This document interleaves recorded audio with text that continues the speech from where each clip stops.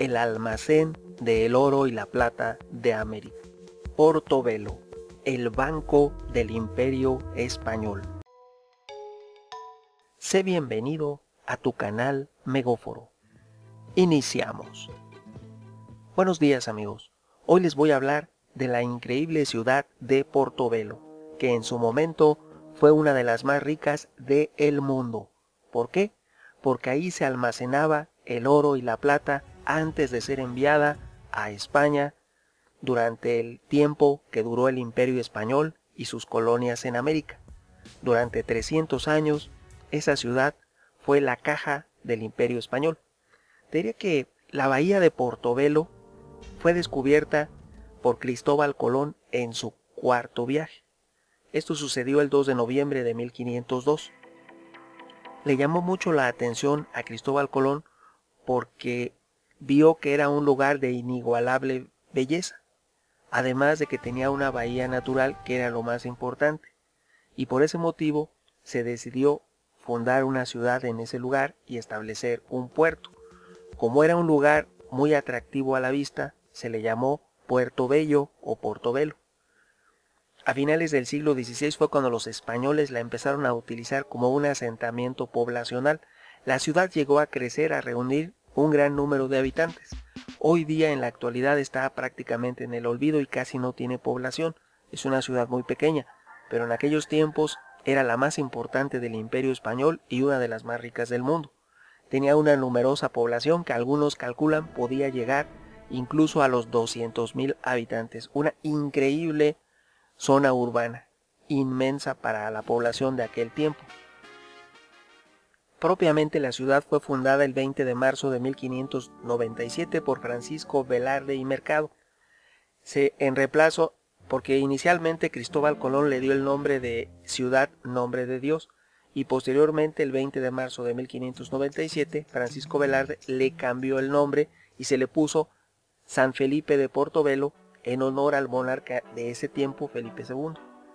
Entre los siglos XVI y XVIII, esta ciudad de Portobelo fue uno de los puertos más importantes de exportación de plata de toda América, sobre todo de Nueva Granada, y uno de los puertos de salida, ojo, de la flota de Indias. El comercio activo de este lado del océano era a través de la flota de Indias, y de esta manera el oro procedente sobre todo del Perú, del virreinato del Perú, todas las riquezas del Perú durante los 3 siglos que duró esta dominación, eran transportados primeramente a través de mulas, a través del Camino Real de Cruces, entre la ciudad de Panamá y el poblado de Venta de Cruces. Después se continuaba a través de un río mediante pequeñas embarcaciones, y una vez hecho esto se llegaba a la ciudad de Portobelo. Cabe aclarar que todo este camino, todo este recorrido era custodiado por los tercios españoles.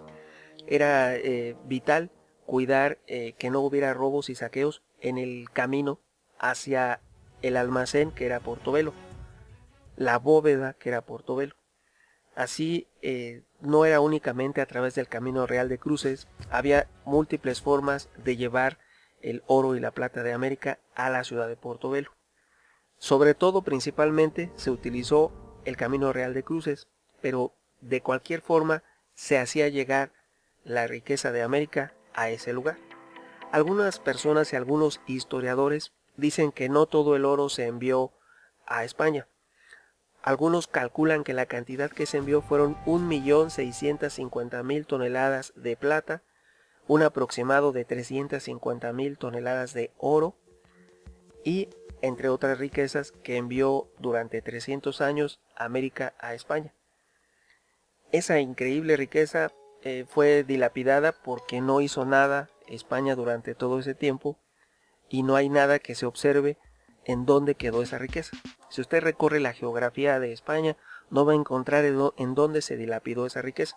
Lo único que hay son templos católicos por todos lados y la mayoría abandonados. Fuera de eso, no hay nada que justifique a dónde fue a parar tanta riqueza. Ahora bien, se dice, según algunas fuentes, que el oro y la plata que se transportó a la España peninsular durante 300 años fue lo que se le llamó el quinto real, que solamente se enviaba a manera de impuesto al monarca español la quinta parte de todo lo que se producía en América, el quinto real.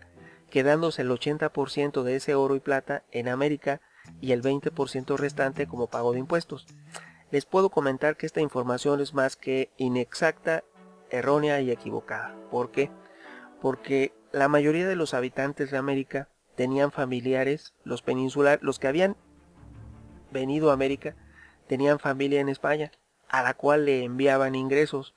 Además había una costumbre que era propiciada por la misma corona española, de que toda la riqueza de América se invirtiera en la península, se hicieran construcciones, y era la costumbre de que acudían, como dijéramos, a vacacionar a la península, a enviar regalos para obtener alguna concesión, algún título de, digamos, alguna circunscripción territorial.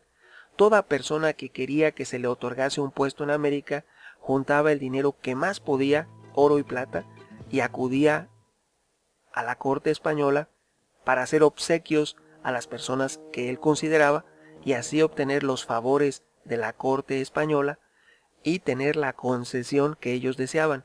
Podrían ser títulos nobiliarios, conde, duque, etcétera, título nobiliario, y la otra también podrían ser concesiones de poder, gobernador de aquí, encargado, encomendero, de acuerdo a a la aspiración propia y particular de la persona que solicitaba y hacía la petición en la corte española.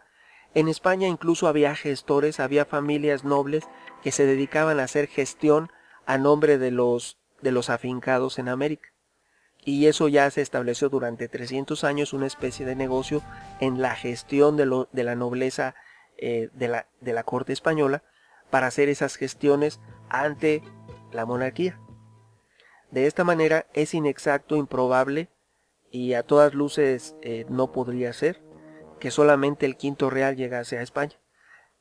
Se calcula que aproximadamente todo lo que se produjo en América era la inversa. El 80% se envió a España y solo se quedó el 20% en América. Algunos hablan de que hay una leyenda que está en contra de la hispanidad y atacando a todo. No, aquí no hay nada de eso. ¿Por qué no? Les voy a establecer un dato y un hecho concreto.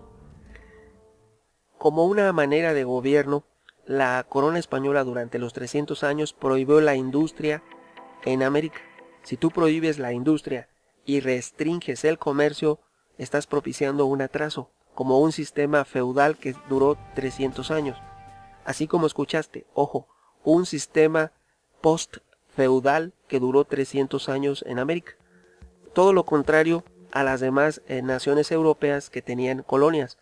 Podemos citar Alemania, Holanda, Inglaterra, Francia, entre otros, Dinamarca, entre otros, que tenían colonias en el resto del mundo, y la única, solamente España, prohibió la industria y el comercio en América.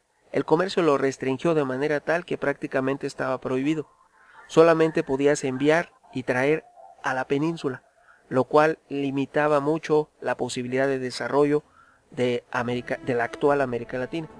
Por ese y otras causas fue que cuando se consigue la independencia de los distintos países y naciones actuales en América Latina, el proceso que surgió en América del Sur a través de lo que ya sabemos desde el Río de la Plata, cuando fueron lográndose la independencia de cada uno de los países y la participación última de Simón Bolívar en Venezuela, bueno, la independencia de América del Sur, y yéndonos a México, lo de todo lo que ocurrió en el proceso de nuestra independencia, hasta que Agustín de Iturbide, el Moreliano, consigue la independencia y se autonombra en primer emperador de México.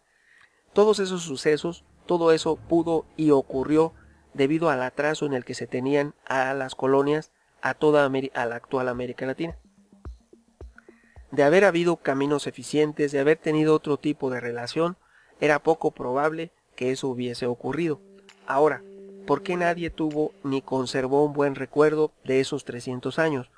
En ninguno de los países hubo y existió un reconocimiento explícito y no había personas suficientes que quisieran preservar ese sistema virreinal de 300 años. Nadie lo defendió, paradójicamente, en ninguno de los países. Y eso debe hacernos pensar el por qué nadie quería regresar a la forma de costumbres del virreinato. nadie lo quiso preservar, todos querían avanzar y toda América Latina se fue hacia el sistema republicano. Los únicos intentos de imperio sucedieron en México, con el primero y segundo imperio mexicano, pero en toda América Latina nadie quería la única forma de gobierno que eligieron voluntariamente todas y cada una de las naciones, que son muchas, fue la república.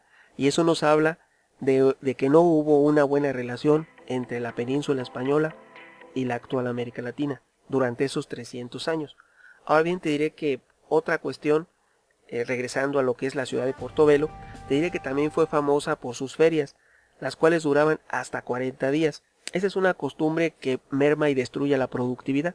Imagínate una ciudad donde todo el mundo deja de trabajar y hay una feria que dura 40 días.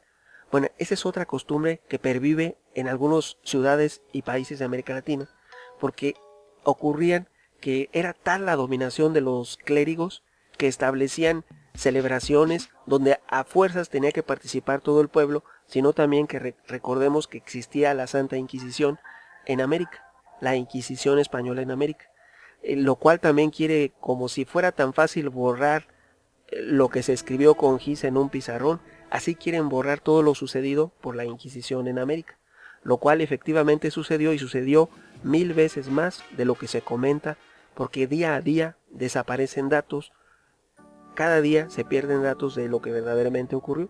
En un futuro va a ser muy difícil porque también hay una corriente que quiere reivindicar el papel que jugó la Iglesia Católica durante 300 años que duró los virreinatos en América. Hay una corriente reivindicadora que está borrando todo lo que ellos consideran malo. También están borrando todo lo que hizo la Inquisición y también un dato que nadie puede negar: si tú recorres cada uno de los países desde México hasta la Patagonia, vas a encontrar fiestas y ferias como la que sucedió en Portobelo durante 300 años. En Portobelo era increíble que, aún siendo la caja, el banco del Imperio Español, el lugar de reunión, punto de partida de la plata y el oro y de las riquezas que se enviaban de América a España, aún y pese a todo, ¿cómo era posible que un mes al año, más de un mes, 40 días cada año, realizaran una feria donde nadie trabajaba y todos se dedicaban a festejar? Es una forma del despilfarro y la falta de consideración al esfuerzo de los naturales de América. Había tanta riqueza y la desperdiciaban y no la valoraban, que podían darse el lujo de festejar 40 días. Y así en todos los países. Cada país y cada lugar tienen ferias que duran hasta este tiempo, hasta 40 días, donde nadie trabaja y nadie hace nada. Eso solamente podía ocurrir cuando obtenías tan fácil el dinero por parte de los criollos y de los españoles. Obtenían tan fácil el dinero que no lo valoraban y podían darse ese lujo. Es como los actuales países en Europa, donde ya quieren reducir jornadas laborales de 4 horas durante 3 días. O que países que quieren darle una pensión a los ciudadanos sin trabajar. O sea, todas esas cuestiones suenan hasta un tanto absurdas porque son injustas desde todos los puntos de vista y no atienden a estimular la inventiva, la naturaleza humana, el aspecto positivo, el aspecto productivo de cada uno de los seres humanos. Aquí no hablamos de que nadie sufra ni tenga algún percance, más bien lo contrario, estimular un desarrollo sano, adecuado y una civilización. En este caso, si durante esos 300 años se hubiera estimulado de otra manera la industria, el comercio y el desarrollo, nunca hubiera podido haberse tenido una conclusión como la tuvo el Imperio Español. He aquí entonces que es algo notable una feria que se realiza durante 40 días, que inició en el año de 1544 y se llama la Feria en Nombre de Dios. Más tarde fueron trasladados a Portobelo y la última feria que se celebró fue en el año de 1739. La última feria que duró 40 días porque se seguían celebrando hasta la época de la independencia de esta región, porque Portobelo se ubica en el actual Panamá. El día que ya logran su independencia de España en 1821 fue cuando ya cambió gradualmente todo, porque no se preservó nada de lo que había sido los virreinatos. También te diré que debido a la acumulación de mercancías y metales preciosos, Portobelo estuvo fortificada desde un principio. Por esa misma razón, esta ciudad fue objeto de varios intentos de saqueo. Hubo varios famosos. Todos recordemos que se ensalza mucho por parte de Inglaterra al pirata, y en Estados Unidos es famosísimo. Hay todo tipo de escuelas, calles, avenidas, etcétera, que se llaman Henry Morgan. Es súper admirado en Estados Unidos. Y también el pirata Francis Drake y William Parker. El más famoso, Henry Morgan, después Francis Drake y luego William Parker. Eran héroes para los ingleses. La piratería, los corsarios estaban autorizados por la corona inglesa y son héroes. Es un doble rasero, porque ellos vuelven decente lo indecente. La prueba está, sin atacar a nadie, lo que ocurrió en Australia. Una colonia penal que hoy día es un país súper exitoso, y quién no iba a imaginar que eso podría haber sucedido. Ahora, te diré que cuando en 1668 el corsario Henry Morgan saqueó, se apoderó de Portobelo, él llegó, Henry Morgan, al mando de una flota de 9 barcos. Imaginen lo difícil para un pirata reunir una flota de 9 barcos. Simplemente Henry Morgan no era sino parte del ejército inglés. Existe esa posibilidad. Y esos 9 barcos eran 9 barcos de guerra de la Marina de Guerra de Inglaterra, capitaneados por el general Henry Morgan. 9 barcos con 460 soldados, porque es imposible que un pirata perdido en el Caribe pudiera reunir 460 corsarios y tener 9 barcos. Es poco probable, si no imposible, si no hubiese recibido el apoyo del gobierno de Inglaterra, de la corona inglesa, del rey inglés. El saqueo a Portobelo duró 14 días, durante los cuales ocurrieron todo tipo de actos indebidos, hasta los que no puedes imaginar. Todo ocurrió en esa ciudad durante esos 14 días, y lógicamente también una parte de la ciudad se incendió. Los incendios no fueron apagados, y también se dañó de una manera muy grave la aduana. El edificio principal, la caja donde se guardaban todas las riquezas, fue casi por completo destruida. Esto ocurrió en 1668 por el envío del ejército inglés al mando del general Henry Morgan para tomar la ciudad de Portobelo con una flota de 9 barcos y 460 corsarios. Este no fue el único intento de Inglaterra. Aquí habremos de considerar que durante esos 300 años que duró el Imperio Español, eran completamente bandos contrarios, Inglaterra y España. También otro que fue apoyado por su gobierno y tomó y atacó Portobelo fue Francis Drake. Y también en 1601 el bucanero William Parker también saqueó la ciudad de Portobelo. Aquí vamos a considerar una cosa: Portobelo no era una ciudad indefensa, ¿sí? Portobelo se ubicaba geográficamente en una bahía. La bahía estaba debidamente protegida y estaba fortificada, y tenía artillería. También tenía una flota de resguardo de parte del ejército español. No estaba desprotegida Portobelo nunca. Aquí, obviamente, los 9 barcos de Henry Morgan en 1668 iban suficientemente preparados con un número superior de cañones, y por eso pudieron tomar la ciudad. Lo mismo sucedió en 1601 con William Parker. Logró tomar la ciudad de Portobelo porque llevaba una flota muy numerosa. Ahora, en atención, simplemente por lógica, si nos ponemos a pensar, es imposible que unos simples piratas pudieran reunir fuerzas navales tan extensas. Simplemente eran generales del Imperio inglés, que atacaron en 1601 William Parker y en 1668 Henry Morgan. En otro intento trataron de bloquear el puerto nuevamente y tomarlo. Esto fue de 1726 y en 1727. Y también durante la guerra anglo-española del 1727 a 1729. Todas estas situaciones nos hablan de recordemos, a manera de reflexión les comento, lo que se le llama la Guerra Fría, cuando la Unión Soviética estaba por un lado, el bloque del Este, y por el otro lado teníamos a Estados Unidos. Decíamos que por un lado estaban las democracias y por otro lado los países socialistas. Esto ocurrió durante la Guerra Fría. Bueno, aquí hablamos de una Guerra Fría más extensa de esa. La Guerra Fría, la existencia de la Unión Soviética fue bastante efímera. En 1991 cayó la Unión Soviética. De 1917 a 1991 son muy pocos años que duró la Unión Soviética. Muy poco duró.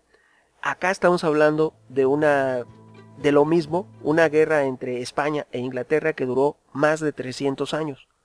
Está tan arraigada en las personas que aún hoy en Inglaterra, si tú haces una encuesta y lo preguntas a los que se sienten completamente británicos, tendrán una mala opinión de los españoles.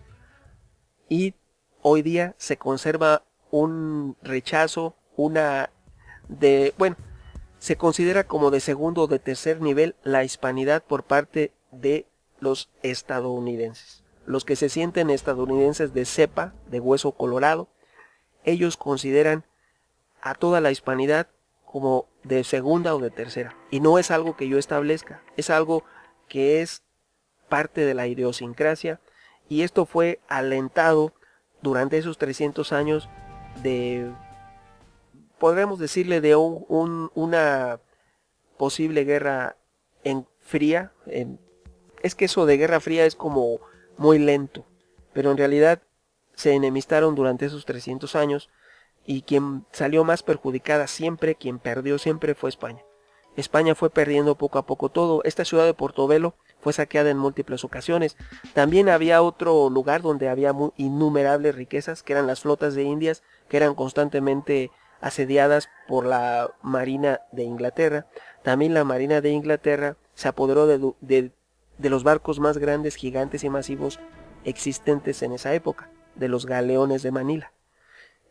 Incluso en una ocasión uno se perdió con un capital estimado de 1.800.000 pesos de plata, que en aquel tiempo era una cantidad tan grande y tan gigantesca como lo que ocurrió. Recordemos que estamos hablando acá de fechas de 1700. Recordemos que en 1848 México firmó el Tratado Guadalupe Hidalgo. Es un paréntesis. En aquella época, cuando nos quitan la mitad del territorio, Estados Unidos ofrece una indemnización a México de 15 millones de dólares de aquella época, ¿sí? Recordemos que en los tiempos del Imperio Español, su moneda valía más que la moneda de Inglaterra.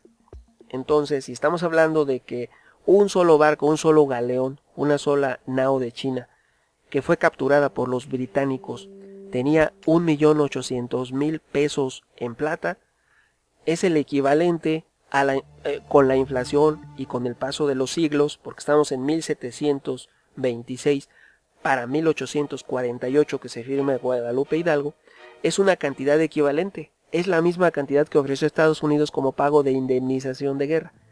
Eso es únicamente como reflexión. Las pérdidas del Imperio Español eran tan terribles a manos de los británicos que prácticamente estaban financiando la actividad y la corona británica.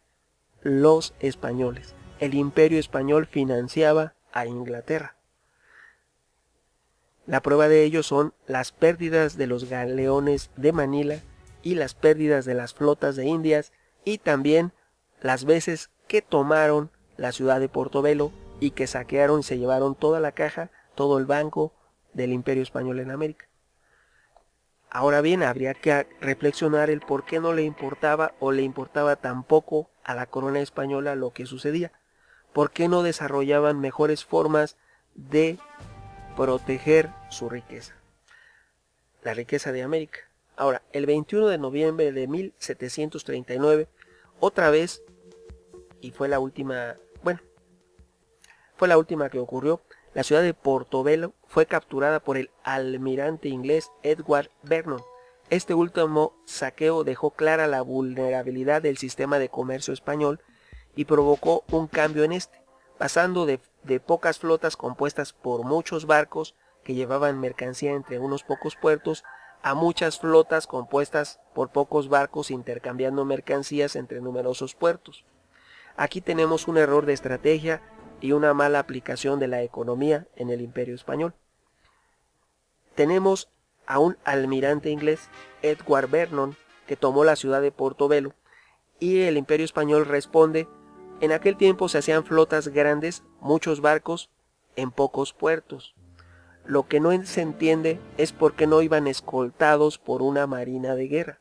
¿Por qué no iban barcos de guerra escoltando ese comercio? Es lo que no se entiende y no se explica. Y después debilitan más la posibilidad de éxito los españoles al dividirse, o sea, establecen un mayor número de puertos, más puertos, y van embarcaciones solas. ¿Qué es más fácil para un pirata? ¿Ir tras un barco solo o ir tras una flota de 5 barcos? Lógicamente la flota de 5 barcos es un mejor botín para un pirata, pero aquí hay que aclarar, el error en ambos casos, cuando iban pocos barcos en muchos puertos o muchos barcos en pocos puertos, el error de la administración económica del Imperio Español fue que no los protegían con barcos de guerra. Si protegías tu comercio no tenía por qué pasar nada, porque la tecnología de la época era similar. No estamos hablando de cuando llegan los españoles a América por primera ocasión, cuando Hernán Cortés saquea la ciudad, la gran Tenochtitlan. Eso lo consiguió porque tenía acero. Los naturales de América no conocían el acero. Las armas de acero eran tremendamente efectivas, ya que cortaban todo como si fuera mantequilla. Y también las armas de fuego. Ahora acá estamos hablando de naciones que tenían una tecnología similar. Tenían armas de fuego Inglaterra y España. Tenían armas de acero Inglaterra y España. Tenían veleros veloces y con similares características, la tecnología naval. Entonces no había ninguna superioridad ni de una ni de otra marina, ni ejército. Entonces nada justifica lo que ocurría en América. Simplemente eran tantas las riquezas que se llevaban a España y no las valoraban, que se podían dar el lujo de perder eso y más. Cuando alguien dice eso, ay, me puedo dar el lujo de perder eso y más, quiere decir que no estás valorando el esfuerzo de los naturales de América porque no los consideras seres humanos o por otras cuestiones. Ese es un claro ejemplo de la diferencia y lo que provocó la disolución del Imperio Español. La aparente independencia de cada una de las regiones del Imperio Español no es sino un consecuente de la mala administración económica que se preservó por un poco más de 300 años. Les diré que Portobelo hoy es un pequeño pueblo, llegó a tener un aproximado de hasta 200,000 habitantes, la región de Portobelo, y hoy es un pueblo muy pequeño de aproximadamente 2.820 habitantes. Sin embargo, detrás de esos viejos muros se guarda el recuerdo de una ciudad pujante que albergó a grandes personalidades del mundo comercial, cultural y político. Fue un imán y un centro que atraía a personas de todas partes del mundo. Todos querían conocer la ciudad de Portobelo. Fue la ciudad más importante en la época imperial española y tiene un puerto natural de características y de una belleza inigualable. La ciudad de Portobelo. Opiniones habrá muchas. ¿Tú qué piensas? Tu amigo Megóforo. Hasta pronto.